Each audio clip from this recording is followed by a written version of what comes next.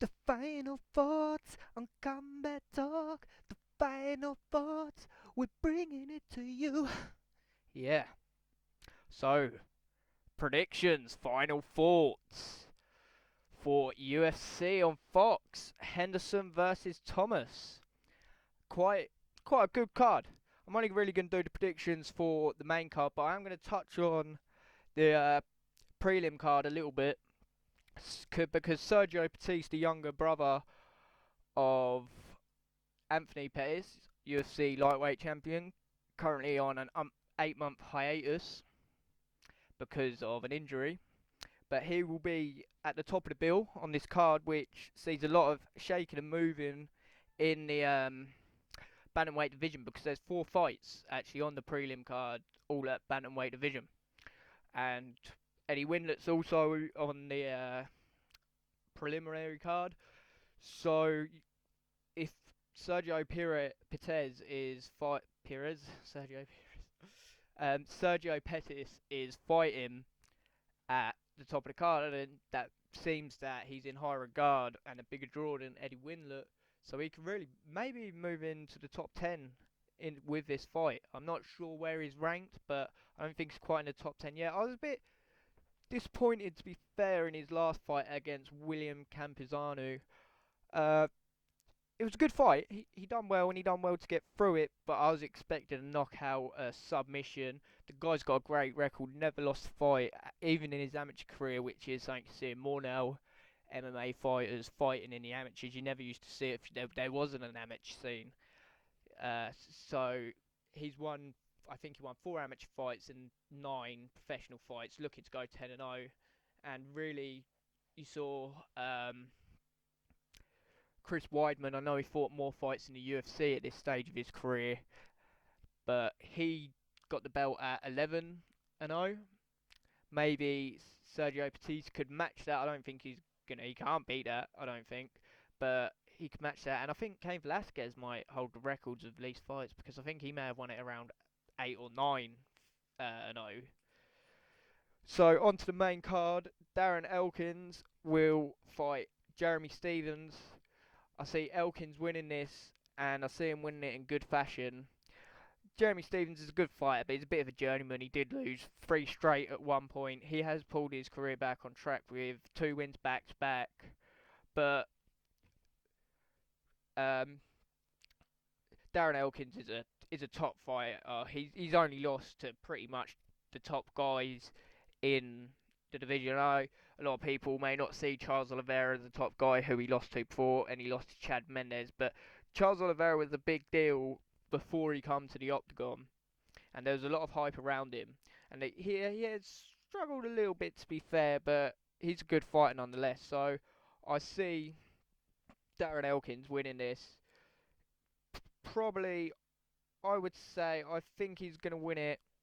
I think he'll go to the second round because Jeremy Stephens is a tough guy, but I see him edging it.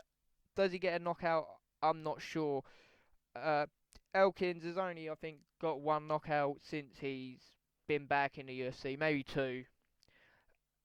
But I think that Darren Elkins has got this one.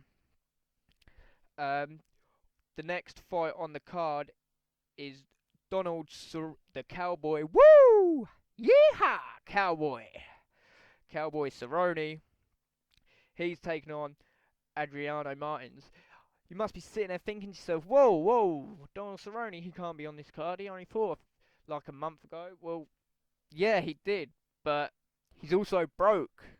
He's a broke cowboy. The horseback riding is not working for him. There's not any Indians for him to go and rob. So he's looking to fight Adriano Martins, which could be a tough fight for Donald Cerrone. It could be a very tough fight. Here's another guy who had a lot of hype, Adriano Martins, coming into the octagon, and he's actually really lived up to it. Never really fought any big places. I think he fought 1 fight on Strikeforce, and I guess that was arranged, obviously, because that was in the Staffordine versus Nate Marquardt card, which was obviously put together by the UFC. UFC had bought Strike Force at this point, and it was the final card. And he won on that, and seemingly that would have been a trial match, so to speak. And he's a good guy. He can submit guys. He can knock guys out. But Donald Cerrone's a tough guy. I don't see him knocking out Donald Cerrone. And Cerrone's fought some submission experts in the past, and he's actually beat them even going to the ground with them. He's not bad at submissions himself. He got a triangle choke over Evan Dunham. So I don't know if that's the way to go for Charles Oliveira. I think if this goes the distance, Donald Cerrone will win this fight. But overall, I'm leaning to Adriano Martins. I don't know why. Just this is a close fight for me. And like I said, it could go the distance, and I do give it to Donald Cerrone. The longer it goes, he's just a guy who likes to war, Donald Cerrone. So, and he needs the money. You know, the hungry man normally wins the fight. That's what the saying is. So maybe Donald Cerrone be hungrier. So from round 1 and 2, I'm going for Donald Cerrone. Adriano Martins, and if it gets to the third, I think Donald Cerrone will win the fight. Stipe Miocic will take on Gabriel Gonzaga. Gabriel Gonzaga's been looking pretty fresh, pretty fly lately. Been looking pretty good. 2 wins back to back. Lost to Travis Brony, which at this time didn't seem that good for Gabriel Gonzaga, but now, hello, number 1 contender. Hello, fighting Fabrice Verdum to confirm that. Hello, wins that. He's fighting Cain Velasquez. Hello, about what, a foot at least taller. I'm not saying size wins. I'll do the prediction when it comes. If it comes, Verdum's a great fighter. If it goes to the ground, obviously Verdum beats Travis Brown, but Brown obviously knocks him out on the feet. So, yeah, and then 2 wins back to back for Gabriel Gonzaga. We'll get, but I do think Cain will win that fight if that ever happens. We'll see. But 2 wins back to back for Gabriel Gonzaga. Let's get back on track. Looking good against Dave Herman, who needed to win that fight, and he didn't. So bye bye, seemingly. I think he is gone now. And he's actually stunk. He sucked, Dave Herman. And then Sean Jordan, he beat him as well. So that's good times. Stipe Miocic looked great. He broke Stefan Struve. Oh no. He looked great against Roy Nelson. So it weren't him that broke Stefan Struve's jaw. Stefan Struve beat Stipe Miocic, if I believe. He also beat the late Shane Del Rosario, which looking back now, it's quite sad, but it's a great win for him at the time. But you know, it's sad to think about Shane Del Rosario, really. And he beat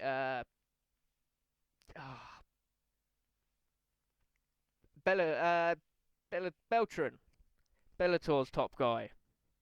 Bellator's big draw with Rampage. Rampage. Yeah, so this is a tough fight to call again. I'm leaning towards Stipe Miocic's youth, and I think that's what's probably going to win the fight. He's going to maybe be more energetic, and maybe if he rushes Gabriel Gonzaga, then he gets the win. But Gonzaga's a top guy. You know, he's been so close to that world title level before, and not quite got it. I think it was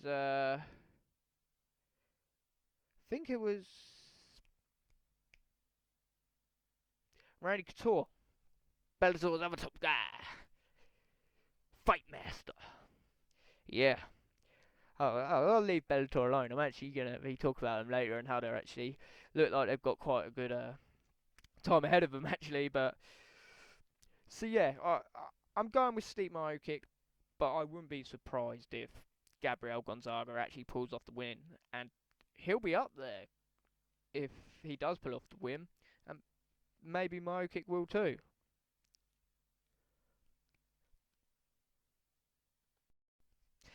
And for the main event, smooth Benson and Hedges. Only joshing. Benson and Henderson. Benson Henderson is up against Josh Thomson. The returning Josh Thomson. He's been back for a while now. Been a bit up and down, but always puts on a great fight. These are both two guys who like to go the distance.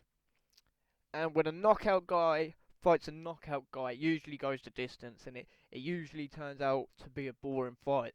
I see this now. I think it's going to be the opposite. It's going to be an explosive, exciting fight. And I see Benson Henderson getting a tap out in the first round, and I'll let you know how. I think it's going to be quite edgy at first, but then they're going to go for it. Benson Henderson's going to look to take it to the ground, and when he does, I think it's only a matter of time that he locks in the submissions. He is a jiu-jitsu specialist, a black belt, but was tapped out in the fight against Anthony Pettis, who was a purple belt. So I think, feeling a bit of shame and a bit of disappointment, he would have touched up on that, but Henderson's a guy who's lost before, and he's looked better since his loss, and he said that before, and that is true. He's a guy which also makes me nervous watching him. He's good at what he does, but he always, he feels like when he gets dropped, he touches his foot and shit like that. Like, in Pride, he would have got his head stood on. And that's true. Like, watch it back. It's like a glitch that he has. And he's just an awkward guy, but he gets wins, and I don't like him. I don't know what it is about him. He seems like a nice enough guy, but I think the guy's a bit of a douche, really. And I don't know. I like a prick, you know what I mean. I'm a big fan of Nate Diaz, so I'm giving this fight. I think that the only chance Josh Thomson really has is getting a knockout. To be honest, I really do see that. With him touching up on his submissions, although Josh Thomson is a great submission specialist himself. I think he may even be a black belt himself. I'm not sure on that, but yeah, like I say, I think Benson Henderson would have been training on his guard too much not to get himself tapped out again. That would really be a bad look for him being a black belt, even though he'll be going up against a black belt. And it's two black belts against each other. I tell you, if that makes me lean more towards a knockout, I think it. Do you know what? I'm going to change it. I think Benson Henderson by knockout, and I hope Nate Diaz gets a rematch. But there's TJ Grant. I think Benson will fight for the title, and there's obviously TJ Grant waiting in the wings, and a whole bunch of other opponents. Obviously, the winner of this fight, and Gilbert Melendez. So, who knows? But they're my final thoughts, they're my predictions. Let me know what yours are. Deep at the bottom, let me know. I hope I didn't bore you with my waffling bollocks. Yeah, so let me know your final thoughts. Who's going to win? I will have very shortly, I know I've left it late for this one, and I'll have the next UFC card predictions coming up. I've got boxing predictions and the Royal Rumble. Although probably a lot of people watching this video won't see that as a legitimate sport. And I'll be doing a little bit of history and news weekly. They will be the little things coming up on my show.